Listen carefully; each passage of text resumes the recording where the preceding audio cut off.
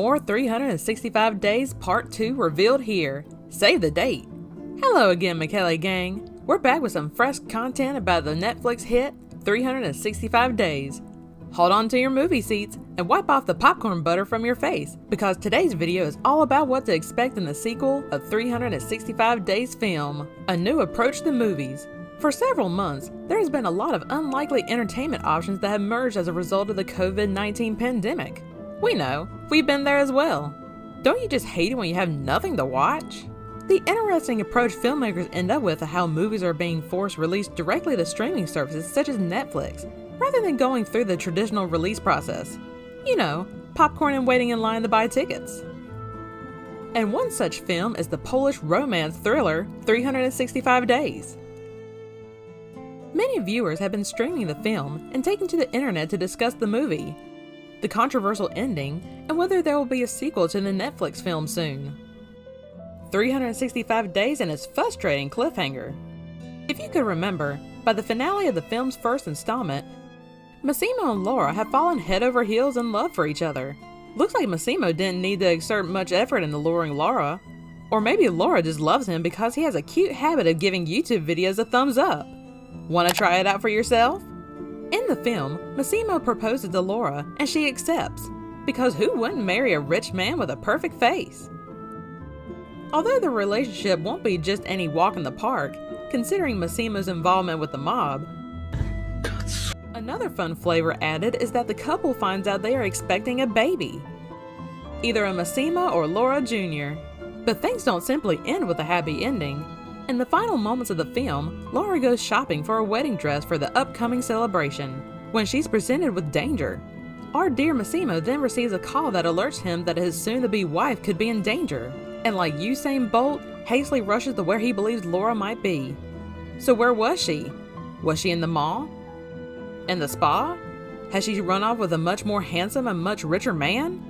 Unfortunately, when he reaches the tunnel where Laura might have passed through, he finds out that her car was nowhere to be seen, and a police siren can be heard in the distance. Ooh, dramatic. Massimo is devastated along with the viewers, and are left without knowing Laura's ultimate fate, or whether she's still alive at all. A sequel is on its way. We know what's on fans' minds right now. You all must be wondering whether a sequel is on its way to reveal Laura's ultimate fate.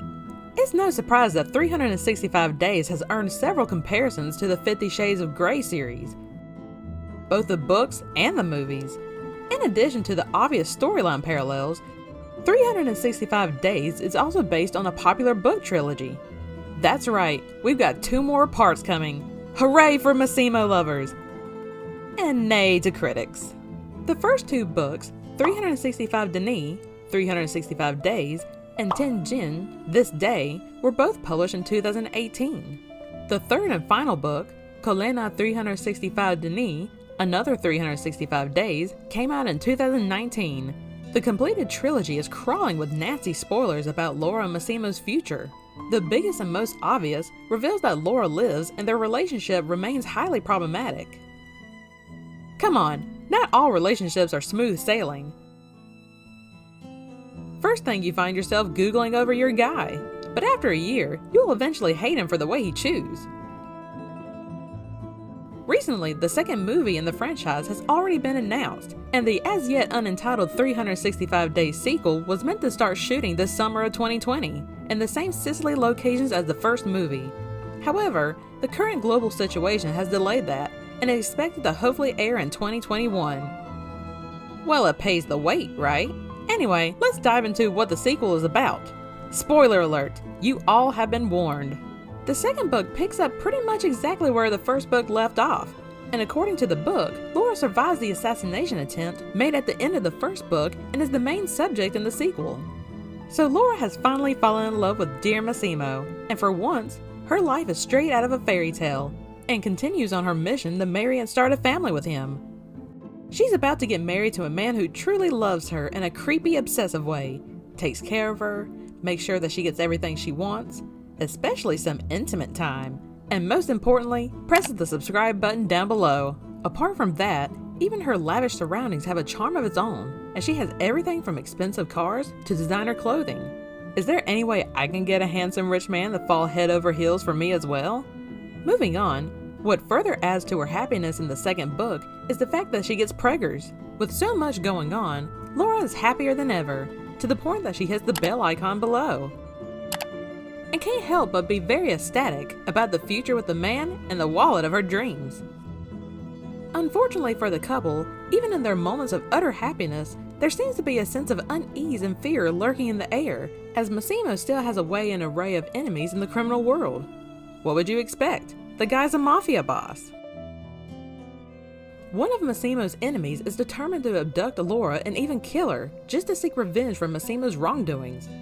Is it that much of a crime to be handsome? Her life, which was once all money, sunshine, abs, more money, and rainbows, soon takes a darker turn as she begins to learn that being the wife of one of the most villainous people of Sicily will not be as easy as she had initially imagined. But that's how we are when it comes to falling in love. Can't take off our rose-colored glasses. Aside from focusing on the main characters, the second book also features the supporting character storylines. Lapinska reveals Massimo's evil British twin, Adriano, like a soap opera trope magic trick. Wow, how'd he end up with a British twin?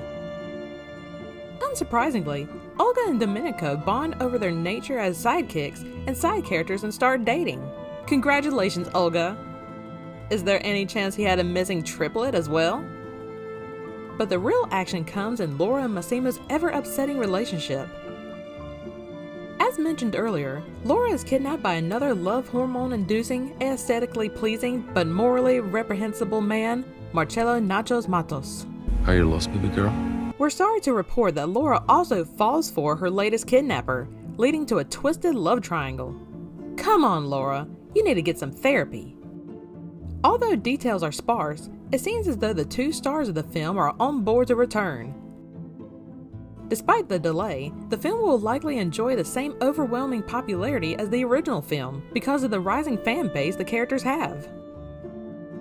So that's what you can expect in the sequel of the film 365 Days. We hope we've answered your questions and have you looking forward to the next installment. What do you expect in the sequel? Do you think it'll be better than the first? Do you think everyone involved will do justice to the prequel? Share your thoughts and drop a comment below.